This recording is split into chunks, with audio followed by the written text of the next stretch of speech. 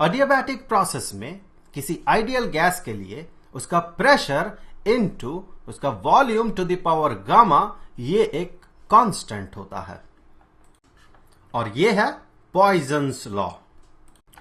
तो यहां पर सबसे पहले हम दो चीजों पे बात करेंगे कि ये गामा ये क्या है और दूसरा ये एडियाबैटिक प्रोसेस क्या होता है।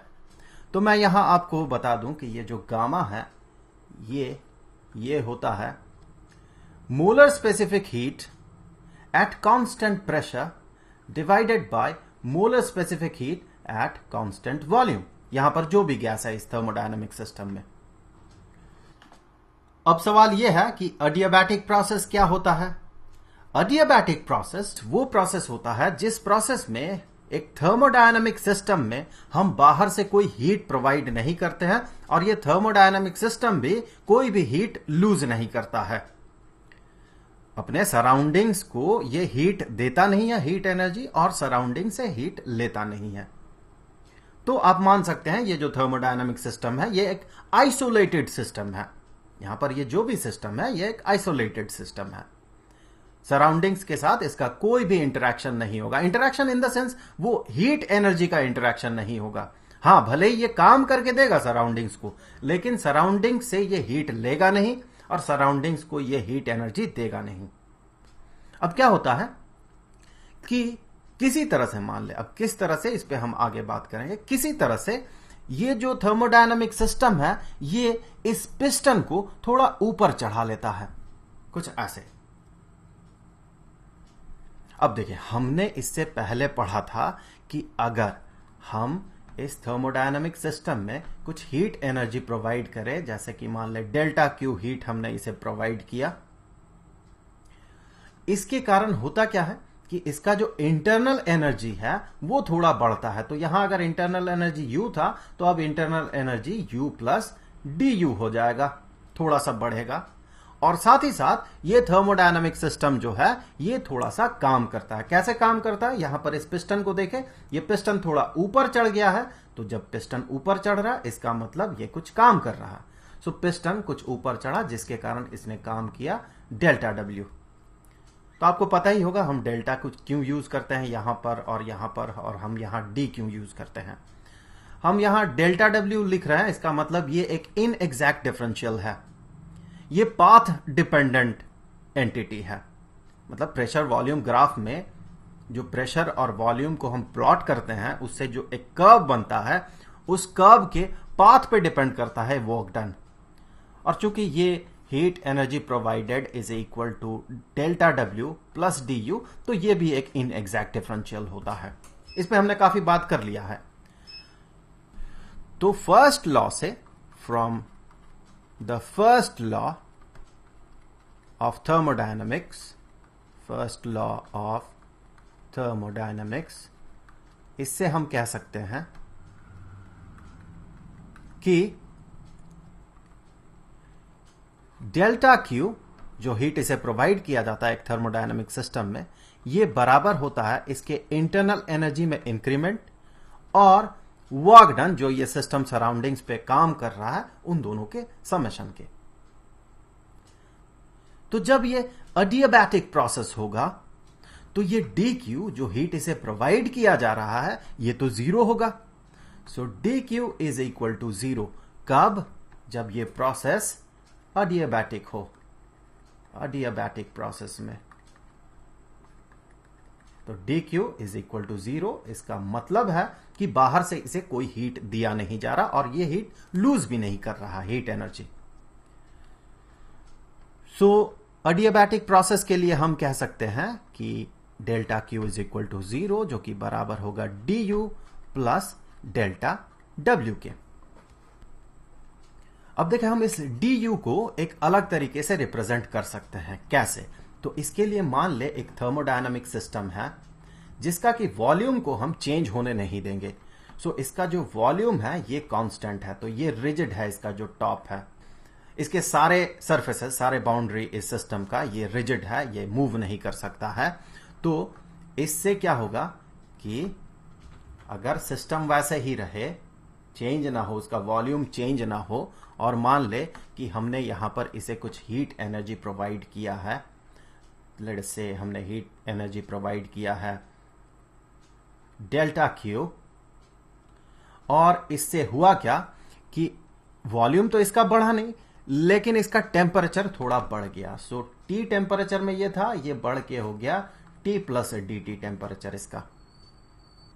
तो इंटरनल एनर्जी जो है वो अगर यहां U था तो मान ले बढ़ के ये हो गया U प्लस डी यू।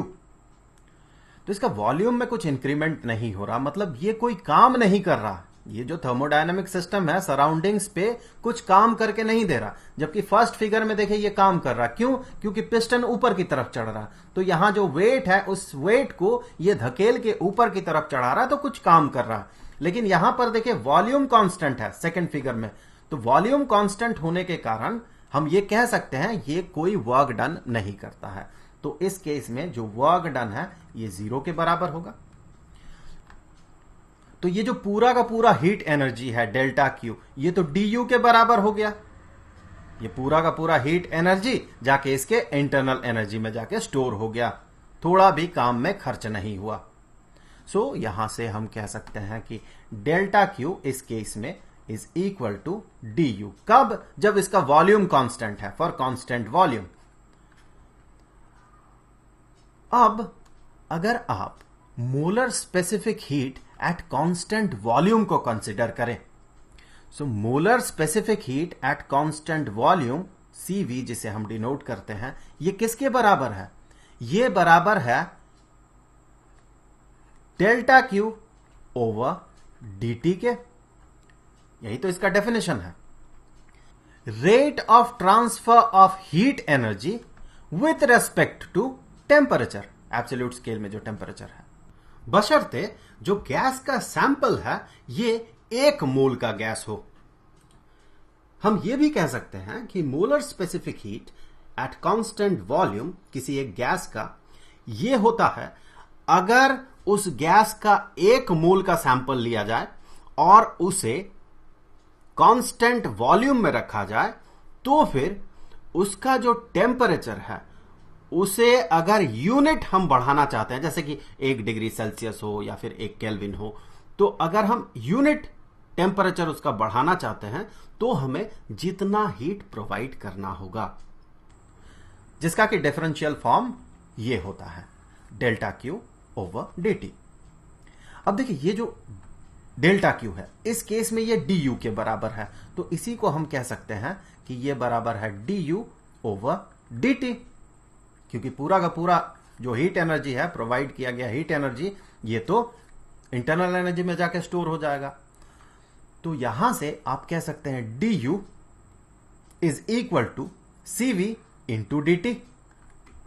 आप यहां से देखें CV को अगर हम यहां पर लिखते हैं तो इससे आगे हम कहेंगे कि D U is equal to CV into D T. तो यहां पर हम वो फॉर्म पुट करेंगे।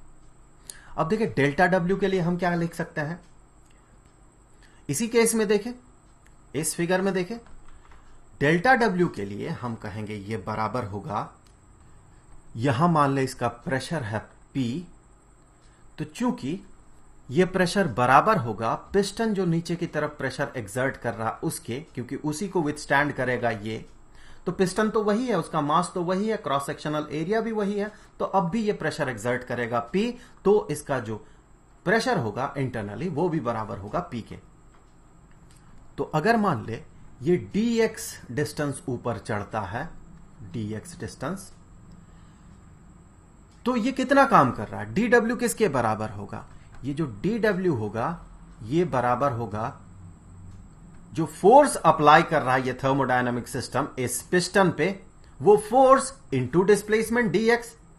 यहां पर अगर ये प्रेशर P एक्सर्ट करे इस पिस्टन पे, तो फिर हम कह सकते हैं ये जो फोर्स एक्सर्ट कर रहा है ये थर्मोडायनामिक सिस्टम, यहां पर जो फोर्स एक्सर्ट कर रहा है ये F, तो वो F ये बराबर होगा प्रेशर इंटू इसके क्रॉस सेक्शनल एरिया के, P इंटू A मतलब ये जो क्रॉस सेक्शनल एरिया है ये, जो कि इस पिस्टन का भी क्रॉस सेक्शनल एरिया होगा। तो dw इसे हम कह सकते हैं कि ये बराबर है फोर्स जो कि है P into A into displacement dx। वैसे फोर्स और डिस्प्लेसमेंट का डॉट प्रोडक्ट होता है वर्क डन, यहां पर फोर्स का जो डायरेक्शन है डिस्प्लेसमेंट का भी वही डायरेक्शन है, तो जब इन दोनों का डॉट प्रोडक्ट हम पता करेंगे वो बराबर हो जाएगा उन दोनों वेक्टर्स के मैग्नीट्यूड के प्रोडक्ट के। तो इनका मैग्नीट्यूड है पी और डी एक्स, फोर्स का मैग्नीट्यूड है पी और डिस्प्लेसमेंट का मैग्नीट्यूड डी एक्स, तो उन्हें हमने डायरेक्टली मल्टीप्लाई कर दिया। ये डॉट प्रोडक्ट रूल है। इससे आगे हम कहेंगे ये बराबर होगा P इंटू ए इंटू डी एक्स। अब इस a इंटू डी एक्स को देखिए, ये क्या है, dx क्या है, ये पिस्टन कितना ऊपर चढ़ा, तो पिस्टन कहां पर था, पिस्टन तो यहां पर था चढ़ने से पहले, ये dx डिस्टेंस ऊपर चढ़ा। अब इसका क्रॉस सेक्शनल एरिया है a, तो इस छोटे से सिलिंड्रिकल रीजन को अगर आप कंसीडर करें तो आप पाएंगे इसका वॉल्यूम होगा a इंटू डी एक्स। ए इसका बेस एरिया है और dx इसका हाइट है। इसका मतलब जो वॉल्यूम में चेंज हुआ वो बराबर है a इंटू डी एक्स। तो यहां अगर आप माने कि यहां वॉल्यूम v था, अब वॉल्यूम इसका बन गया v प्लस डी, तो ये dv बराबर होगा a इंटू डी एक्स के। तो यहां पर हम कहेंगे dw is equal to p into dv। तो उन दोनों वैल्यूज को अगर हम यहां पर सब्सटीट्यूट करते हैं तो हमें क्या मिलेगा, देखिए 0 इज इक्वल टू डी के जगह हम क्या लिखेंगे, cv dt। सो cv dt प्लस dw के जगह हम लिखेंगे pdv। सो pdv। यहां पर अगर आप गौर से इस इक्वेशन को देखें तो इसका और इसका, इन दोनों का जोड़ 0 है, सम इसका 0 है। इसका मतलब एक पॉजिटिव टर्म होगा तो दूसरा नेगेटिव टर्म होगा। इस केस में ये क्लियर है कि वर्क डन नेगेटिव नहीं है, अर्थात पीडीवी जो है ये नेगेटिव नहीं है, ये पॉजिटिव है। ये सिस्टम कुछ काम कर रहा है, इसीलिए तो पिस्टन ऊपर की तरफ चढ़ रहा है। इसका मतलब ये जो टर्म है सीवीडीटी ये नेगेटिव होगा, पर हमें पता है सीवी नेगेटिव नहीं होगा एक गैस के लिए। एक गैस का यूनिट टेम्परेचर राइज करने के लिए जो हीट अमाउंट उसे प्रोवाइड किया जाता है जब उसे कांस्टेंट वॉल्यूम में रखा जाता है, उसी को तो सीवी कहा जाता है। क्या वो नेगेटिव हो सकता है क्या? आपको किसी थर्मोडायनामिक सिस्टम का टेम्परेचर को बढ़ाना है तो क्या आप उससे हीट ले लेंगे या उसे हीट देंगे? तो जब आप उसे हीट देंगे तो सीवी पॉजिटिव हो गया, तो सीवी तो पॉजिटिव है, इसका मतलब ये डीटी ये नेगेटिव होगा, तब जाके ये पूरा का पूरा एक्सप्रेशन नेगेटिव होगा। dt का नेगेटिव होने का मतलब क्या है? यहां पर अगर टेम्परेचर में डिफरेंस है, मान ले यहां पर टेम्परेचर T है और यहां पर टेम्परेचर हमने कहा ये है T प्लस dt, जैसे कि हमने पिछले केस में माना था, तो यहां भी हमें वही कहना होगा कि प्लस dt। तो dt का नेगेटिव होने का मतलब ये एक नेगेटिव टर्म है, तो टेम्परेचर घट रहा है। टेम्परेचर यहां जितना था, T जितना था, अब ये T प्लस dt है, लेकिन ये dt खुद एक नेगेटिव टर्म है, तो टेम्परेचर घट रहा है। आप इसे इंट्यूटिवली भी समझ सकते हैं कि टेम्परेचर घटेगा इस केस में। क्यों? क्योंकि देखिए हमने बाहर से कोई हीट नहीं दिया, ये 0 है और ये सिस्टम काम कर रहा है बिना बाहर से एनर्जी लिए, ये काम कर रहा है डेल्टा डब्ल्यू और पिस्टन को चढ़ा रहा ऊपर। तो जो एनर्जी ये पिस्टन को चढ़ाने में खर्च करेगा वो एनर्जी आएगा कहां से इसके पास? वो एनर्जी इसके इंटरनल एनर्जी से आएगा। ये अपना ही इंटरनल एनर्जी खर्च करेगा और पिस्टन को ऊपर चढ़ाएगा। इसका मतलब ये जो डी यू है, चेंज इन इंटरनल एनर्जी, ये एक नेगेटिव टर्म है, ये नेगेटिव है। इंटरनल एनर्जी घट रहा है और हमें पता है इंटरनल एनर्जी टेम्परेचर का एक फंक्शन होता है। तो इंटरनल एनर्जी घटता है तो टेम्परेचर भी घटा, इंटरनल एनर्जी बढ़ा तो टेम्परेचर बढ़ा। सो इस केस में चूंकि इंटरनल एनर्जी घट रहा है, ये डी यू नेगेटिव टर्म है, तो इस डी टी को भी नेगेटिव होना होगा। चलिए इसे हमने नाम दे दिया, ये है इक्वेशन 1। सो ये हो गया इक्वेशन 1, ये एक अलग सा टॉपिक था। अब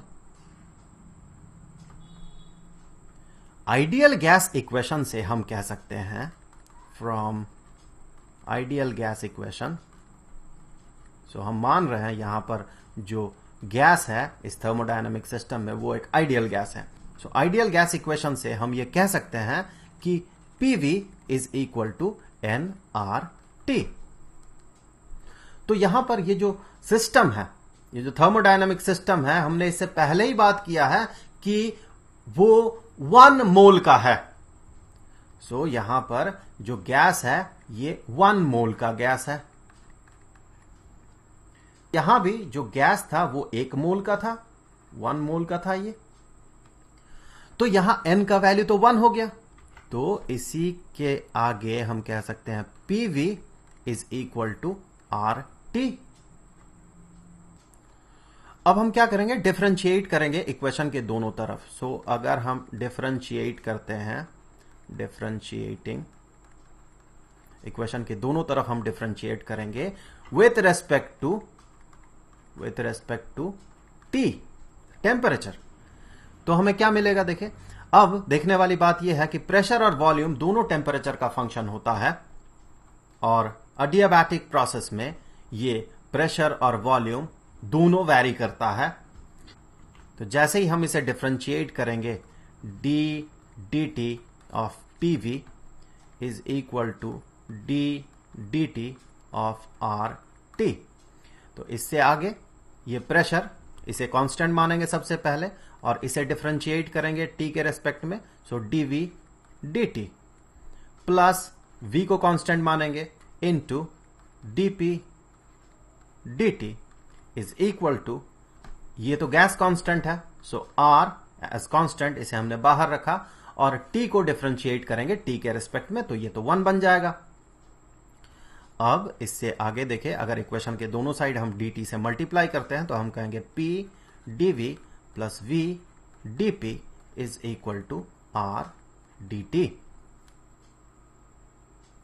अब अगर इक्वेशन के दोनों तरफ को हम R से डिवाइड कर देते हैं और R के जगह हम सब्सटीट्यूट करते हैं, जैसे कि हमें पता है R is equal to CP minus CV, Mayer's equation, तो यहां पर वही वैल्यू अगर सब्सटीट्यूट करते हैं तो हम कहेंगे P into dV plus V into dP divided by R, तो R के जगह हम कहेंगे CP minus CV is equal to dt, क्योंकि R से हमने इक्वेशन के दोनों साइड को डिवाइड किया है, तो ये R कैंसिल हो जाएगा। अब इस dt के वैल्यू को अगर हम यहां पर सब्सटीट्यूट करते हैं इक्वेशन 1 में, तो हमें क्या मिलेगा, ये हो गया equation 2। So from equation 1 and equation 2, so from equation 1 and equation 2 क्या मिला हमें, देखें यहां पर हम सब्सटीट्यूट करेंगे dt के इक्वेशन 2 में मिला हुआ वैल्यू को, तो हम कहेंगे कि इसे पहले लिख लेते हैं, फिर दैट इज इक्वल टू 0, उसे 0 को हम बाद में लिखेंगे। सो CV इंटू dt के जगह ये वाला expression, so P dV plus V dP divided by CP minus CV plus P dV, so P dV is equal to, यहां पर देखिए ये 0 के बराबर है, सो इज इक्वल टू 0। इसे इक्वेट करते हैं, चलिए। सो इससे आगे हम कहेंगे कि इक्वेशन के दोनों साइड हम मल्टीप्लाई करेंगे CP माइनस CV से, तो यहां से तो ये कैंसिल हो जाएगा और यहां पर ये मल्टीप्लाइड हो जाएगा इसके साथ। सो CV इसे मल्टीप्लाई कर दे इसके साथ into P dV plus CV into V dP plus इसके साथ अब इसे मल्टीप्लाई करना होगा CP into P dV minus CV into P dV is equal to 0। 0 के साथ कुछ भी मल्टीप्लाई करें तो 0 रहेगा। यहां देखें ये जो टर्म है CV into P into dV, वो यहां भी है, एक पॉजिटिव एक नेगेटिव, तो कैंसिल हो गया ये। तो हम कहेंगे कि CV into V dP plus CP into P dV is equal to 0। अब हम इस पूरे इक्वेशन को क्या करेंगे, डिवाइड करेंगे, dividing by CV into P into V से, तो ये बन जाएगा, देखिए ये, इसे अगर हम इस टर्म से डिवाइड करते हैं तो ये बन जाएगा dP divided bye P plus इसे भी हम वही अगर करते हैं, इसी टर्म से डिवाइड करते हैं, तो ये बनेगा Cp डिवाइडेड बाय Cv, हमने इसे अलग रखा क्योंकि इसी के बदले हम गामा को इंट्रोड्यूस करेंगे, into dV divided by V। ये P और ये P कैंसिल हो जाएगा, इज इक्वल टू 0। तो इसी से आगे हम ऐसे इसे रिप्रेजेंट कर सकते हैं, dP over P plus gamma into dV over V is equal to 0। अब अगर इस इक्वेशन के दोनों साइड को हम इंटीग्रेट कर देते हैं, इनडेफिनेट इंटीग्रेट करते हैं, integrating both the sides, integrating दोनों साइड को इंटीग्रेट कर दे, तो हमें क्या मिला देखें। सो हम इससे आगे कहेंगे integration of 1 over P dP plus gamma तो कांस्टेंट टर्म है, ये V पे डिपेंड नहीं करेगा, सो एक गैस के लिए ये कांस्टेंट होता है, so gamma into 1 over V dV is equal to integration of 0। सारे इनडेफिनेट इंटीग्रल्स हैं, तो इससे आगे हम कहेंगे ये होगा natural log of P plus एक कांस्टेंट, चलिए C1 इसे नाम दे दिया हमने, plus gamma into natural log of V plus एक constant, integration constant C2 is equal to, इसे इंटीग्रेट करें तो ये भी एक कांस्टेंट होगा, लेट अस से C3। तो हम कह सकते हैं कि natural log of P plus gamma into natural log of V is equal to C3 minus C2 minus C1, तो ये भी एक कांस्टेंट होगा। तीनों कांस्टेंट पे अगर हम ऑपरेट करते हैं तो वो भी एक कांस्टेंट होता है, चलिए उसे हमने नाम दे दिया C4। तो इसे हम ऐसे भी रिप्रेजेंट कर सकते हैं, देखिए natural log of P plus natural log of V to the power gamma, लॉग का बेसिक रूल है। सो ये कांस्टेंट C4 के बराबर, और इससे आगे हम कह सकते हैं कि ये जो एक्सप्रेशन है ये बराबर होगा natural log of P into V to the power gamma के, जो कि बराबर होगा इस कांस्टेंट के। देखिए हमें पता है कि लॉग, उसका बेस कुछ भी हो, चलिए log to the base x of a plus log of b, base वही अगर हो तो इसे हम ऐसे रिप्रेजेंट कर सकते हैं कि ये है log of a into b और बेस इसका वही होगा x। तो नेचुरल लॉग है मतलब यहां पर बेस e है, तो इन दोनों को जब हम ऑपरेट करेंगे, इसे और इसे, इन दोनों को जोड़ेंगे जब, तो हमें मिलेगा ये वाला एक्सप्रेशन।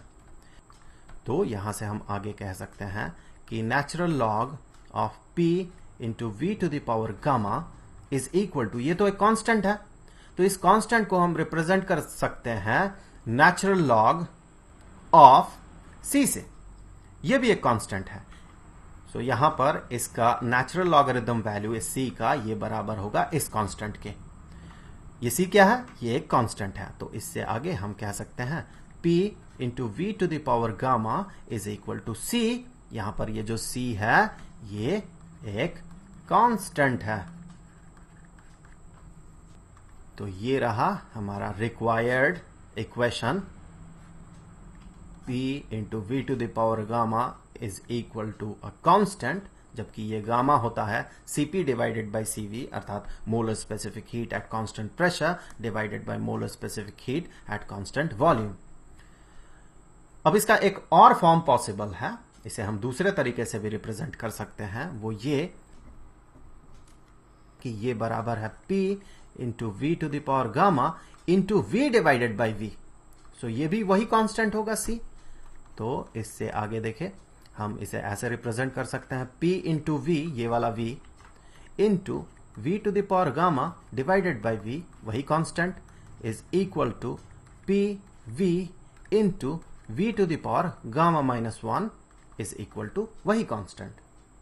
अब इस PV को देखें, हमें पता है कि आइडियल गैस इक्वेशन से PV is equal to nRT।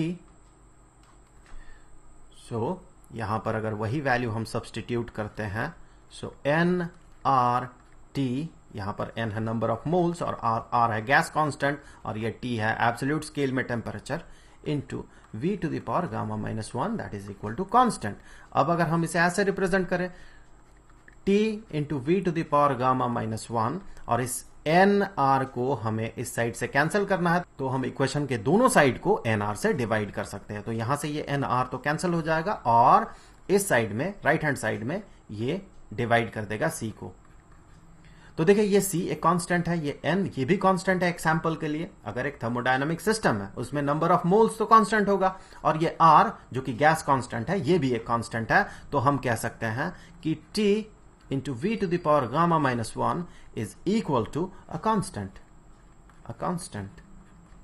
यहां पर ये वाला कांस्टेंट इसका जो वैल्यू होगा एक सर्टेन थर्मोडायनामिक सिस्टम का, और ये जो कांस्टेंट होगा वो दोनों वैल्यू सेम नहीं होगा, क्योंकि यहां पर देखिए ये जो कांस्टेंट है ये c है और ये जो कांस्टेंट है ये है c डिवाइडेड बाय nr, जबकि c यही वाला कांस्टेंट है। सो दोनों कांस्टेंट का वैल्यू तो सेम नहीं होगा, लेकिन ये एक थर्मोडायनामिक सिस्टम के लिए जब ये अडियाबैटिक प्रोसेस फॉलो करेगा या उसमें जो चेंज होगा वो अडियाबैटिक चेंज होगा, तब जाके ये कांस्टेंट होगा। सो ये दूसरा फॉर्म है। इसी तरह का एक और फॉर्म हम बना सकते हैं जिसमें कि टेम्परेचर हो और प्रेशर हो। देखिए यहां पर प्रेशर और वॉल्यूम है, यहां पर टेम्परेचर और वॉल्यूम है, और हम अब एक इक्वेशन बनाएंगे जहां पर टेम्परेचर रहेगा और प्रेशर रहेगा। तो देखिए उसके लिए हम क्या करेंगे, हमें पता है कि PV is equal to nRT। सो हम इससे आगे कह सकते हैं कि V is equal to N into R into T divided by P। तो ये वाला वैल्यू V का हम अगर यहां पर सब्सटीट्यूट करते हैं तो देखिए हमें क्या मिलेगा। तो अगर हम यहां पर सब्सटीट्यूट करते हैं इससे आगे हम कह सकते हैं कि P इंटू V के जगह N into R into T divided by P whole to the power gamma is equal to a constant C। तो ये बन गया क्या, देखे P into 1 over P to the power gamma, इस P को बाहर ले जाए इस ब्रैकेट के, और ब्रैकेट के अंदर N into R into T to the power gamma is equal to C। इसे ऐसे रिप्रेजेंट कर सकते हैं हम, इन दोनों को मल्टीप्लाई करें तो ये बन जाएगा P to the power 1 minus gamma into N to the power gamma into R to the power gamma into T to the power gamma is equal to constant C। इससे आगे P to the power 1 minus gamma into T to the power gamma is equal to C divided by ये वाला expression, so N to the power gamma into R to the power gamma. यहां पर देखिए N ये तो एक certain thermodynamic system के लिए कांस्टेंट है, ये नंबर ऑफ मोल्स है, फिक्स्ड है ये, और ये है गैस कांस्टेंट, ये भी कांस्टेंट है, और ये गामा जो कि होता है Cp ओवर Cv, तो ये भी एक गैस के लिए फिक्स्ड है। सो इससे आगे हम कह सकते हैं कि P to the power 1 minus gamma into T to the power gamma is equal to a constant. So ये हो गया कांस्टेंट। इस तरह से हमें मिल गया तीसरा फॉर्म अडियाबैटिक प्रोसेस के लिए, जिसमें कि प्रेशर और टेम्परेचर एग्जिस्ट कर रहा है।